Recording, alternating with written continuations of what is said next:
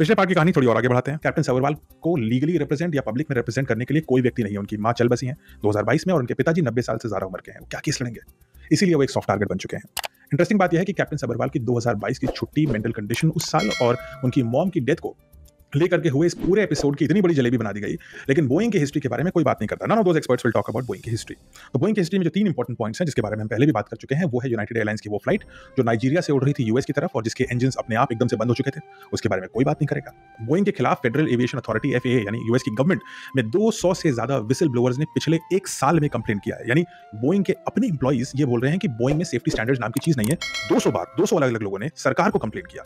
यानी हजारों ऐसे होंगे जिनमें से 200 ही सामने आए सिर्फ 1 साल में। कोई बात नहीं करेगा इसकी, क्योंकि हमें बोइंग को डिफेंड करना है।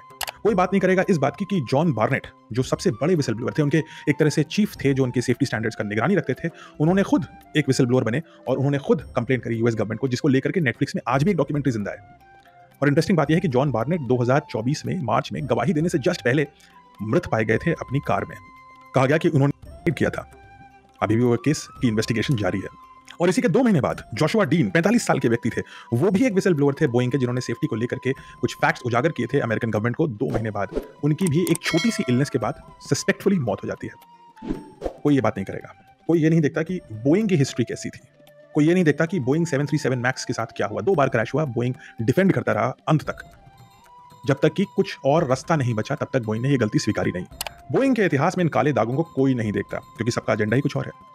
इंस्टेड ये सारे एक्सपर्ट्स जाकर के देखते हैं कि 2022 में एक भारतीय बेटा अपनी मां को खो देता है और उस मां को खोने की वजह से उसको मेंटल डिप्रेशन होता है। वो इतना अलर्ट होता है कि इस मेंटल डिप्रेशन में एक छुट्टी ले लेता है, सच बोल देता है कि क्यों वो छुट्टी ले रहा है।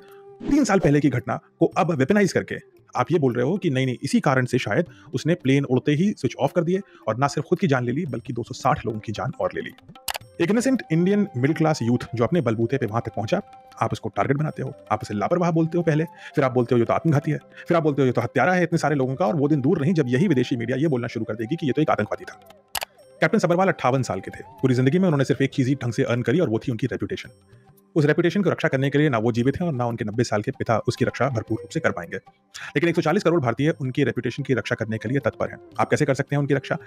इस पूरे मैसेज को फैला करके, बोइंग को अपने गिरबान में झांकने के लिए बाध्य करके, और आधे अधूरे फैक्ट्स के बेसिस पर ये जो एक्सपर्ट्स हैं ये जो कंक्लूजन पूरा निकाल दे रहे हैं उनको चेक करके कमेंट करिए, बताइए मुझे कि आपको क्या लगता है, कैप्टन सबरवाल क्या एक टारगेट बनते जा रहे हैं?